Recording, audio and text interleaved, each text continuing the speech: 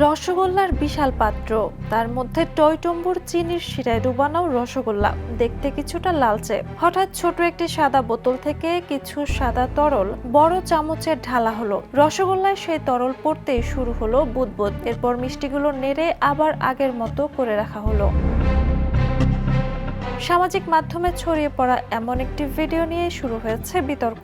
ব্যঙ্গ করে ভিডিওতে এই রহস্যময় তরলকে সমুদ্র মন্থনের অমৃত বলে উল্লেখ করা হয়েছে। দাবি করা হচ্ছে সস্তা রসগোল্লাকে আরো সাদা ও আকর্ষণীয় দেখাতে কোনো রাসায়নিক ব্যবহার করা হতে পারে।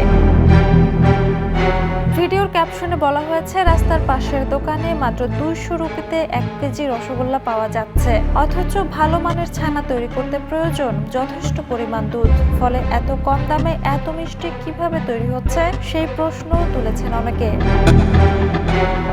কমেন্টে কয়েকজন ওই পদার্থটিকে সোডিয়াম হাইড্রোসালফাইড বা হাইড্রো বলে দাবি করেছেন। এটি একটি রিডিউসিং ও ব্লিচিং এজেন্ট, যা কিছু ক্ষেত্রে খাদ্যকে সাদা বা উজ্জ্বল দেখাতে অবৈধভাবে ব্যবহারের অভিযোগ রয়েছে। তবে এ বিষয়ে সঠিক তথ্য পাওয়া যায়নি।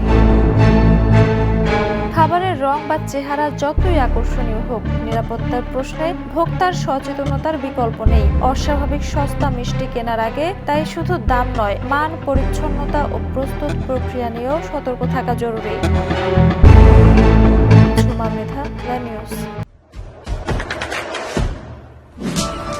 দেশে দেশে সবার সাথে দ্য নিউজ।